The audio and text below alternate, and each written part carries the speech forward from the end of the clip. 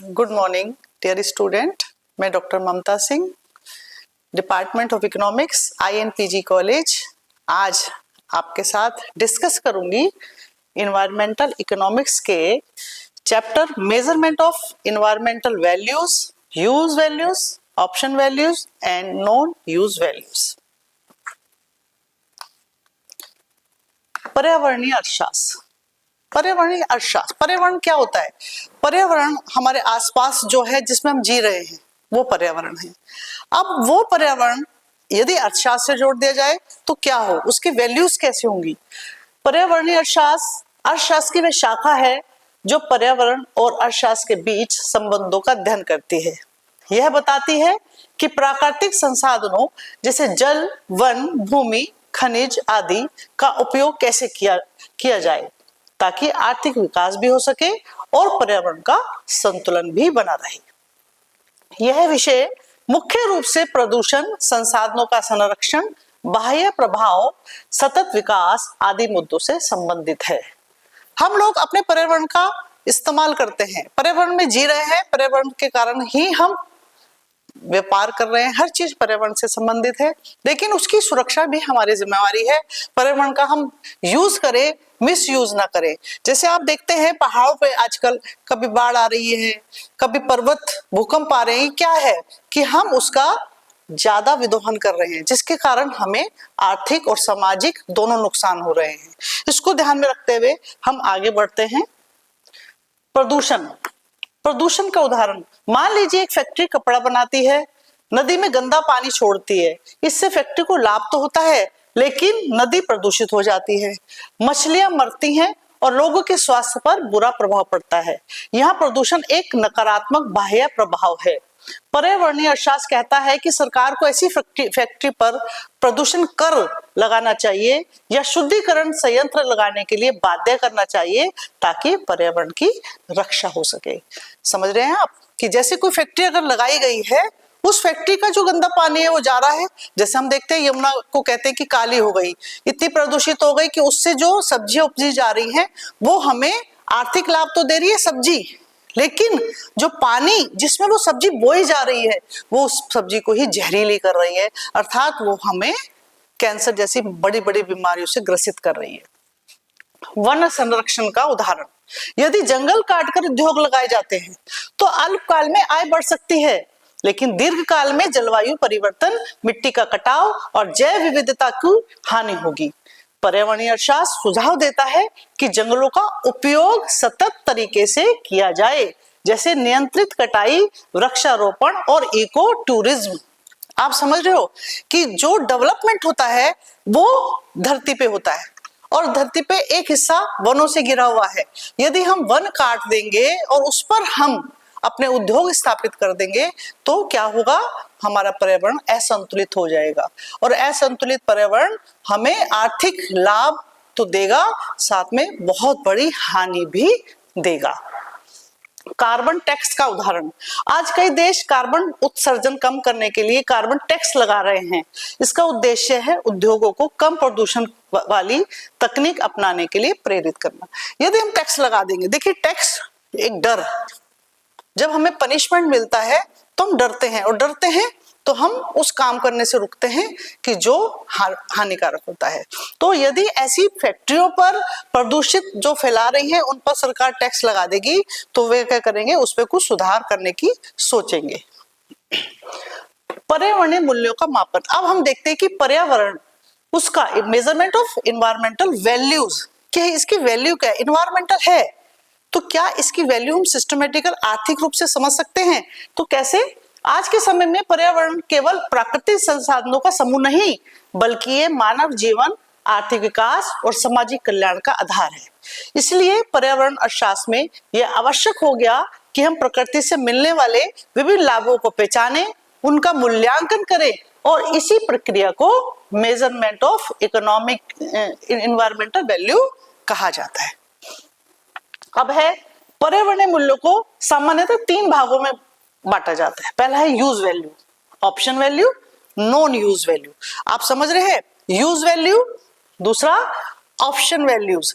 और तीसरा non use values, कि इन्वायरमेंटल की जो मापन के मेजरमेंट है उसको तीन तरह से हम माप सकते हैं। तो इन तीनों को मिलाकर जो टोटल बना वो क्या बना, टोटल इकोनॉमिक वैल्यू, जिसे हम शॉर्ट में TEV कह सकते हैं।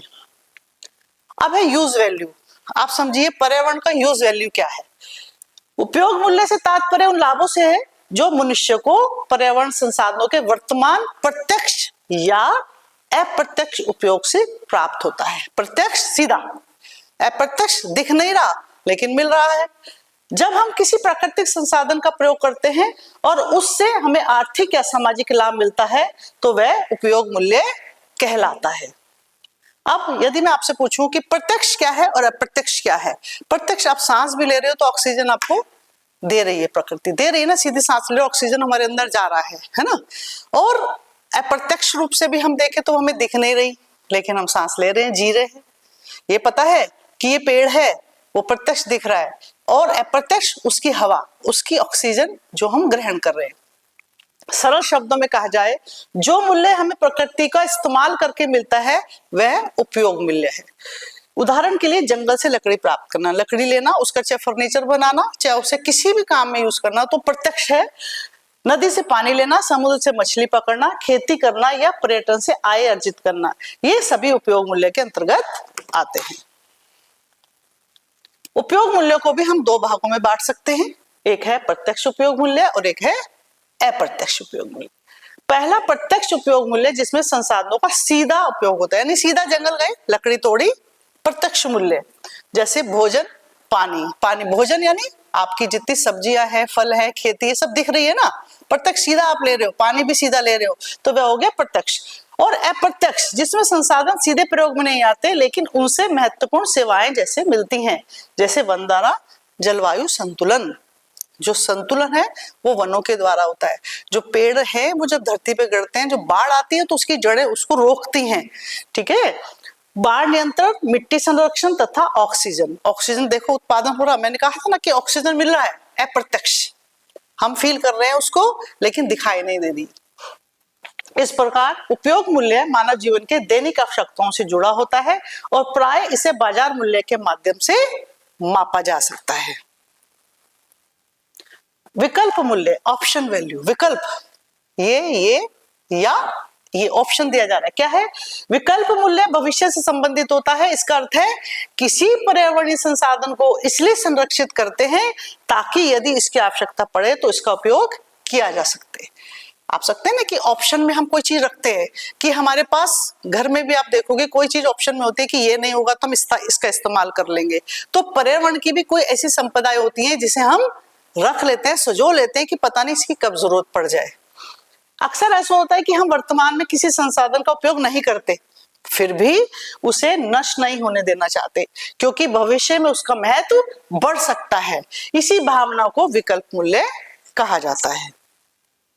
उदाहरण के लिए, आज कोई औषधीय पौधा हमारे काम में नहीं आ रहा, पौधे हैं लेकिन औषधि हैं, दवाइयां बनती हैं जिनसे, काम में नहीं आ रहा, लेकिन भविष्य में इससे नई दवाइयां बन सकती हैं, इसीलिए हम उसे बचाकर रखना चाहते हैं। इसी प्रकार जैव विविधता को सुरक्षित रखना भी विकल्प मूल्य का उदाहरण है। यानी आज हमें पता नहीं कि पौधे बहुत सारे लग रहे हैं, किसी ने कहा कि ये तुलसा जी है, ये गिलोय है। जैसे कोरोना आया, कोरोना के बाद आपने देखा लोगों को कितनी जिज्ञासा हुई कि गिलोय का पता भी नहीं था कि गिलोय का पानी पियो आप स्वस्थ हो जाओगे, या पीपल का पानी पियो। अब किसी पत्तों के पानी तभी सीखे थे सबने पीने। तो क्या है, तो उस समय हमें वैल्यू नहीं पता थी उससे पहले, लेकिन जैसे ही कोरोना आया सबको लगा इसको तो हम यूज कर सकते हैं। यानी विकल्प में कभी ये रखा गया, संजोया गया और वर्तमान में उसका प्रयोग किया गया। विकल्प मूल्य अनिश्चित भविष्य से जुड़ा होता है। यह दर्शाता है कि समाज आने वाली पीढ़ियों के लिए संसाधनों को सुरक्षित रखना चाहता है। इससे पीढ़ीगत न्याय की भावना भी शामिल होती है। यानी आज हम यदि भविष्य के लिए नहीं सोचेंगे तो हमारा जो भविष्य है, जो नई जनरेशन है, उसको हम क्या देके जाएंगे। आज हम कहते हैं पानी को बचा के चलो, है ना, पेड़ों को लगाओ, पर्यावरण को दूषित मत करो, तो ये क्या चीज है, हम अपने लिए नहीं कर रहे। हमारा तो अब जीवन जो चल रहा है वो अब नष्ट की तरफ है, लेकिन जो भावी पीढ़ी आ रही है उसके लिए क्या है, हम उसके लिए कुछ सुझाना चाहते हैं, तो उसके लिए सुरक्षित रखना चाहते हैं जैसे उनका जीवन अच्छा हो सके।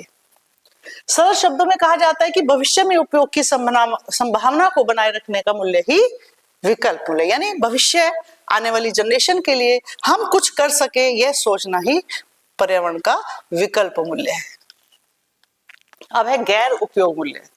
गैर उपयोग मूल्य वह मूल्य है जो किसी संसाधन का प्रत्यक्ष उपयोग किए बिना ही प्राप्त होता है। इससे व्यक्ति को केवल यह जानकर संतोष मिलता है कि प्राकृतिक संपदा या जीव अस्तित्व में है। आप समझ रहे हो, गैर उपयोग, हम उसका उपयोग नहीं कर रहे। जिस चीज की हम बात करें कि लिखा ही है कि गैर उपयोग मूल्य, हम उसका उपयोग नहीं कर रहे, लेकिन हमें ही पता है कि ये बहुत महत्वपूर्ण है। देखिए क्या आएगा इसका उदाहरण। यह मूल्य भावात्मक, नैतिक और सांस्कृतिक आधार पर होता है, ना कि आर्थिक उपयोग पर। ये हम भविष्य में ना तो औषधि के रूप में ले रहे हैं, ना हम इसके हमें पता है कि आर्थिक फायदा होगा, लेकिन नैतिक और सामाजिकता के स्तर पर हम सोचते हैं कि ये सुरक्षित रहना चाहिए। जैसे एग्जाम्पल, उदाहरण के लिए बहुत से लोग कभी हिमालय नहीं जाते कि हिमालय, फिर भी कहते हैं कि हिमालय सुरक्षित रहे, है ना। इसी तरह अनेक लोग बाघों को नहीं देखते, फिर भी चाहते हैं कि बाघ जो है उनके संरक्षण का समर्थन करते हैं कि बाघ खत्म नहीं होने चाहिए, उन्हें मत मारो। गवर्नमेंट ने इस पे कानून भी बनाया हुआ है ना, कि आप इनको नष्ट मत करो। जबकि बाघ को हमारे काम का है नहीं, हिमालय हमारे कुछ काम का है नहीं, गैर उपयोगी है, लेकिन प्रकृति के लिए उपयोगी है। क्लियर। इसके भी दो मुख्य प्रकार होते हैं, एक अस्तित्व, गैर उपयोगी के भी दो हैं, एक अस्तित्व मूल्य और एक विरासत मूल्य। पहला अस्तित्व मूल्य केवल किसी संसाधन या जीव के मौजूद होने से मिलने वाला संतोष। दूसरा विरासत मूल्य प्राकृतिक संपदा को भविष्य की पीढ़ियों के लिए बचाकर रखने की भावना, कि आज आपने एक तो जीवों से संबंधित हो गया कि आपने हमारे बाघ, हिरन, जितने भी जानवर आप देख रहे हो कि हम मेरठ जैसे शहर में गौरैया खत्म, कौवे खत्म, पहले घरों में आते थे, अब लोगों को पता ही नहीं, मुझे लगता फोटो में ही जानेंगे कि गौरैया क्या होती थी। तो क्या गवर्नमेंट संरक्षण चलाने लगी, गौरैया संरक्षण करो, उनको बचाओ, ठीक है। और ऐसे ही दूसरा विरासत, विरासत क्या है कि गांव में लोगों के पास बहुत बहुत सारी जमीन है, लेकिन वो शहरी ताक उसमें चमक धमक में क्या करते हैं, अपनी जमीनें बेच देते हैं, बच्चों के लिए क्या छोड़ा, कुछ नहीं। तो हमें अपने आने वाले भविष्य के लिए क्या करना चाहिए कि विरासत मूल्य प्राकृतिक संपदा को भविष्य की पीढ़ियों के लिए बचाकर रखना चाहिए। गैर उपयोग मूल्य को बाजार में मापना कठिन होता है, क्योंकि इसमें कोई प्रत्यक्ष लेन देन नहीं, इसे हम माप नहीं सकते। कैसे मापेंगे, कितने बाघ हैं, इसको माप नहीं सकते। अब है देखिए अब तीन तरह से आपका पूरा चार्ट आया है, आधार, उपयोग मूल्य, विकल्प मूल्य और गैर उपयोग मूल्य, जिसको हमने अलग अलग से जाना था। अब एक चार्ट के रूप में आपके समक्ष है। अर्थ, समय से संबंध, यहाँ उपयोग मूल्य क्या है, पर्यावरणीय संसाधनों के वर्तमान उपयोग से प्राप्त मूल्य, जो वर्तमान में हमें मिल रहा है उसे हमने क्या कहा, पर्यावरणीय संसाधनों के वर्तमान उपयोग से प्राप्त मूल्य। फिर है विकल्प, यहाँ वर्तमान, यहाँ आ गया भविष्य, भविष्य में संभावित उपयोग की संभावना के कारण दिया गया मूल्य। गैर उपयोग मूल्य बिना किसी वर्तमान या भविष्य के उपयोग के भी दिया गया मूल्य। अब है समय से संबंधित, ये वर्तमान से संबंधित है, ये भविष्य से संबंधित है, और ये समय से स्वतंत्र है, इसमें समय नहीं देखा जाना कि आज कल परसों, ठीक है। फिर है उपयोग की प्रकृति, की इसकी प्रकृति क्या है, प्रत्यक्ष या अप्रत्यक्ष प्रयोग। क्लियर। और विकल्प मूल्य में क्या है, वर्तमान में उपयोग नहीं, भविष्य में संभव, जो मैंने आपको औषधि का एग्जांपल दिया था कि वर्तमान में हमें जरूरत नहीं है, लेकिन भविष्य में उसकी संभावना है। फिर किसी भी प्रकार का उपयोग नहीं, इसका उपयोग नहीं कर सकते, जो हमने एग्जाम्पल दिया हिमालय का और बाघों का, उनका हमें उपयोग नहीं करना, वो हम सिर्फ नैतिक और सामाजिक कर्तव्य के कारण बचाते हैं। अब है आर्थिक लाभ। उपयोग मूल्य का आर्थिक लाभ है प्रत्यक्ष आर्थिक लाभ और भौतिक आर्थिक लाभ मिलता है। इसमें संभावित आर्थिक लाभ की आशा है ना, कि जो हमने औषधियां बचाई भविष्य में हो सकता है बहुत बड़ा मार्केट दे दे। आपने रामदेव का एग्जांपल सुना है कि उसने इतनी सारी जड़ी बूटियां, कभी सोचा भी नहीं होगा ये सारी जड़ी बूटियां मेरा बिजनेस बना देंगे। क्लियर। और इसमें आर्थिक लाभ आवश्यक नहीं, उसमें आपको मैंने कह दिया जो तीसरा पक्ष है वो सिर्फ नैतिक और सामाजिक है, वो हमारी सोच से हमारे गुणों को प्रदर्शित करता है। अब है मूलभूत आधार, इसका वास्तविक उपयोग और उपभोग। अनिश्चितता अनिश्चितता और भविष्य की संभावना। और गैर उपयोग मूल्य में नैतिक, भावात्मक और सामाजिक मूल्य।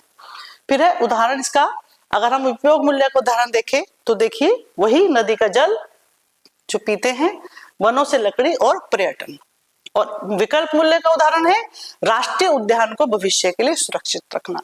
जो बड़े बड़े पार्क हैं, बड़े बड़े उद्यान बनते हैं जिसमें हम जाके घूमते हैं, और वो अब तो कई ऐसे पार्क हैं जिसमें टैक्स भी देते हैं, है ना, वो आर्थिक लाभ भी देने लग जाते हैं। कि आपने एक पार्क बनाया, कभी सोचा नहीं होगा कि मुगल गार्डन बना है, आप उसमें टैक्स दे के अंदर देखने जा रहे हैं। क्लियर। फिर है दुर्लभ प्रजातियों को केवल अस्तित्व बनाए रखना। देखिए तीसरा वही नैतिकता से संबंधित है कि जो दुर्लभ प्रजातियां हैं वो नष्ट ना हो जाए, उनकी सुरक्षा के लिए भी हमें सोचना चाहिए। फिर इसका मुख्य प्रकार प्रत्यक्ष व अप्रत्यक्ष उपयोग मूल्य है। इसका विकल्प मूल्य का कोई नहीं है। और गैर उपयोग मूल्य का है अस्तित्व मूल्य और उत्तराधिकार मूल्य। मैंने कहा ना, अस्तित्व में बनी रहे, जैसे हिमालय और बाघ, और विरासत बच्चों के लिए कुछ हम उनको देने के लायक हमेशा कुछ ऐसा करके जाए। नीति निर्माण में भूमिका, इसमें संसाधन उपयोग की योजना, इसमें संरक्षण और सतत उपयोग, और लास्ट है संरक्षण हेतु जन समर्थन और नैतिक आधार। यानी मैंने तुमसे कहा, तुमने सबसे कहा, और ये बात एक सार्वजनिक हो गई कि हमें हिमालय की भी रक्षा करनी चाहिए, उसके लिए बोलना चाहिए। हम उसके पास जाके नहीं रक्षा कर सकते, लेकिन कह सकते हैं कि उसको सुरक्षित रखा जाए। क्लियर। अब भारत में पर्यावरणीय मूल्यों की भूमिका एवं योगदान, हम अपने देश की तरफ आते हैं। ये हमने जनरल बात की थी कि हमारे देश में पर्यावरण की क्या स्थिति है। भारत एक जैव विविधता संपन्न देश है, जहां प्राकृतिक संसाधन न केवल पर्यावरणीय बल्कि सामाजिक, सांस्कृतिक और आर्थिक जीवन का आधार है। भारत जैसे विकासशील देश में पर्यावरणीय मूल्य, उपयोग मूल्य, विकल्प मूल्य और गैर उपयोग मूल्य की भूमिका अत्यंत महत्वपूर्ण है, क्योंकि यहाँ जनसंख्या दबाव, गरीबी, औद्योगिकरण और पर्यावरण संरक्षण सभी एक साथ मौजूद है। समझ रहे हो, भारत एक विकासशील देश है और यहाँ सब कुछ है जिसकी हम पीछे बात की। तो यहाँ क्या है, यहाँ जनसंख्या भी बहुत ज्यादा है, यहाँ गरीबी भी बहुत ज्यादा है, और अब औद्योगिकरण भी होता चला जा रहा है, क्योंकि पेट तो भरना है, तो नए नए उद्योग स्थापित हो रहे हैं। और पर्यावरण का संरक्षण भी जरूरी है, क्योंकि जनसंख्या ज्यादा है तो लोग क्या कर रहे हैं, जंगल काट रहे हैं, खेत मिटा रहे हैं, बस रहने के लिए जगह बना रहे हैं। क्लियर। भारत में उपयोग मूल्य की भूमिका, आप सिर्फ देखिए, यहाँ सिस्टमेटिकल आएंगे अलग के कि भारत में उपयोग मूल्य की भूमिका। सबसे पहले उपयोग मूल्य की बात करें तो भारत की बड़ी जनसंख्या सीधे प्राकृतिक संसाधनों पर निर्भर है ना। जितनी जनसंख्या है हमारी, क्या कृषि प्रधान देश है, हम अपने आप से तो कुछ नहीं करते, सब प्रकृति हमें दे रही है। तो कृषि प्रधान देश है, तो बड़ी जनसंख्या सीधे प्राकृतिक संसाधनों पर निर्भर है। ग्रामीण और आदिवासी क्षेत्रों में लोग अपनी आजीविका के लिए वन उत्पादन, जिसमें लकड़ी काटते हैं और बेचते हैं, कृषि भूमि, जल स्रोत और मत्स्य पालन पर निर्भर रहते हैं। उदाहरण के लिए मध्य प्रदेश, झारखंड और छत्तीसगढ़ में लाखों परिवार लघु वनोपज, तेंदुपत्ता, महुआ, गोंद आदि से आय अर्जित करते हैं। इसी प्रकार गंगा, ब्रह्मपुत्र और गोदावरी जैसी नदियों सिंचाई, पेयजल, जल विद्युत और परिवहन के माध्यम से प्रत्यक्ष आर्थिक मूल्य प्रदान करती हैं। इस प्रकार पर्यावरणीय उपयोग मूल्य भारत की अर्थव्यवस्था और रोजगार में सर्जन भूमिका निभाता है। क्लियर। ये देख लो ना, प्रत्यक्ष जो हमने अलग अलग से पढ़ा था उसको आप भारत के रूप में देख रहे हैं कि भारत में इसकी स्थिति कैसी है। दूसरा अप्रत्यक्ष उपयोग मूल्य पर्यावरणीय सेवाओं के माध्यम से प्राप्त होता है, जैसे जलवायु संतुलन, बाढ़ नियंत्रण, मृदा संरक्षण और कार्बन अवशोषण। भारत में पश्चिम घाट और हिमालय क्षेत्र जैव विविधता के लिए हॉट स्पॉट हैं, जो वर्षा चक्र को संतुलित रखते हैं और जल स्रोत को संरक्षित करते हैं। सुंदरवन के मिग्राव वन चक्रवातों से तटीय क्षेत्रों की रक्षा करता है। यदि इन सेवाओं का आर्थिक मूल्यांकन किया जाए तो यह अरबों रुपए के बराबर होगा। समझ रहे हो, सीजने दिख रहा, हमें लग रहा है कि वन काट लो, पेड़ पर्वतों को कटिंग कर लो, रास्ते निकाल लो, पर्यटन को सुधार लो, सड़कें बना लो, लेकिन आपको ये पता ही नहीं है कि जो प्रकृति ने जो अपना निर्माण किया है, जो पर्वत बनाए हैं, जो वन बनाए हैं, वो किस कारण से बनाए हैं कि किस तरह से वो संतुलन बनाए रखें। अगर हम पेड़ों को और वनों को काट दे तो दुनिया खत्म। यदि हम पर्वतों को काट के सड़कें बना लें तो भूकंप आएंगे, बाढ़ें आएंगी, तो भी दुनिया खत्म। तो हम उस नुकसान को देखते हुए अपने आर्थिक विकास की तरफ जाना चाहिए, ना कि आप आर्थिक विकास तो करते चले जाओ और सामाजिक पतन भी साथ में करते चले जाओ।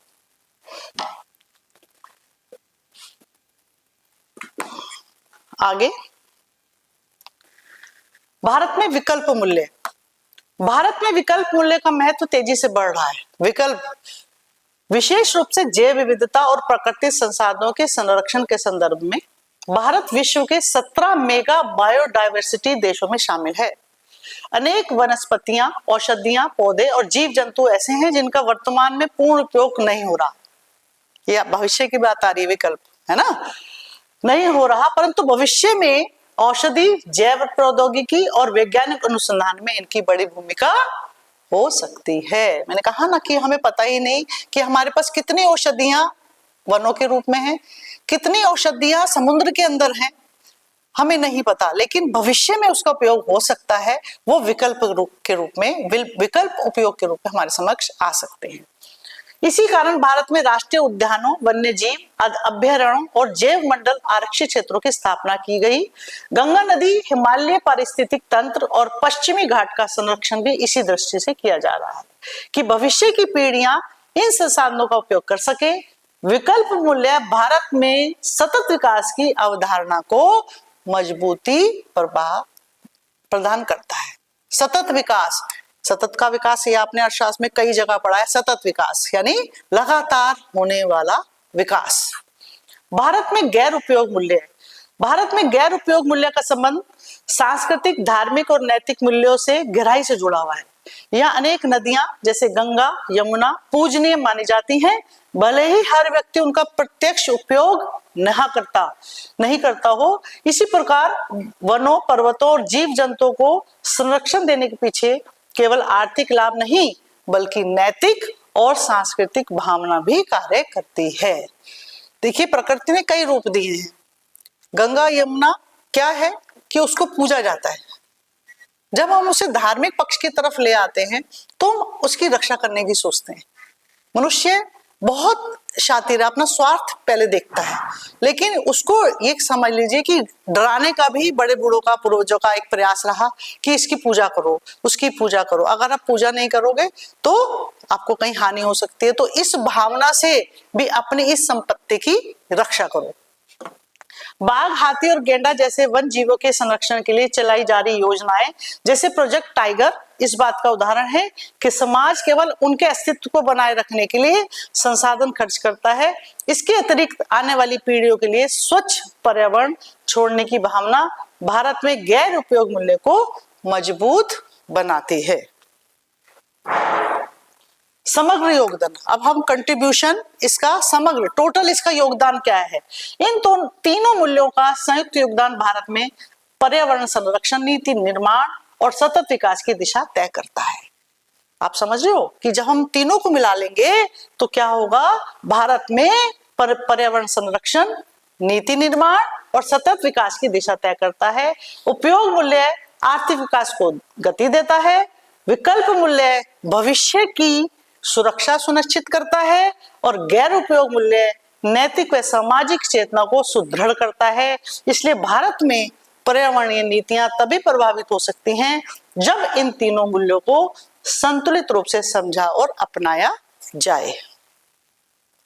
भारत में पर्यावरणीय मूल्यों की भूमिका एवं योगदान आंकड़ों के रूप में। वन क्षेत्र, भारत में लगभग 7.15 लाख वर्ग किलोमीटर वर्ग वन क्षेत्र है, जो कुल भौगोलिक क्षेत्र का लगभग 21.22 है। वनों में हाल के वर्षों में वृद्धि की दर्ज की गई है। वनों में हाल के वर्षों में वृद्धि दर्ज की गई है, मतलब बढ़ते चले जा रहे हैं। आर्थिक योगदान, वनों द्वारा प्रदान की जाने वाली पारिस्थितिक सेवाएं, कार्बन अवशोषण, मृदा संरक्षण, जल संरक्षण का अनुमानित मूल्य लगभग 37,000 करोड़ प्रति वर्ष आंका गया है। कार्बन सिंक लक्ष्य, भारत ने 2030 तक 2.5 और 3 बिलियन टन अतिरिक्त कार्बन सिंक बनाने का लक्ष्य रखा है, जिसमें वनों की प्रमुख भूमिका है।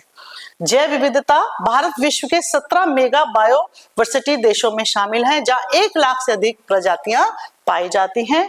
जल एवं कृषि, लगभग 60% कृषि मानसून पर निर्भर है। गंगा बेसिन लगभग 40% जनसंख्या को समर्थन देता है। निष्कर्ष, यह आंकड़े दर्शाते हैं कि पर्यावरणीय मूल्य भारत की अर्थव्यवस्था, जलवायु संतुलन और सामाजिक कल्याण के लिए अत्यंत महत्वपूर्ण है। पर्यावरण संसाधनों का महत्व केवल उनके वर्तमान उपयोग तक सीमित नहीं, उनके भविष्य संभावित उपयोगों तथा उनके मात्र अस्तित्व में भी अत्यंत महत्वपूर्ण है। इस प्रकार वर्तमान उपयोग से जुड़ा है क्या? यूज वैल्यू, ऑप्शन वैल्यू भविष्य की संभावनाओं से जुड़ा है, और नॉन यूज वैल्यू अस्तित्व और संरक्षण से जुड़ा है। इन तीनों को मिलाकर ही पर्यावरण का कुल आर्थिक मूल्य निर्धारित किया जाता है। Thank you. फिर मिलेंगे नए टॉपिक के साथ।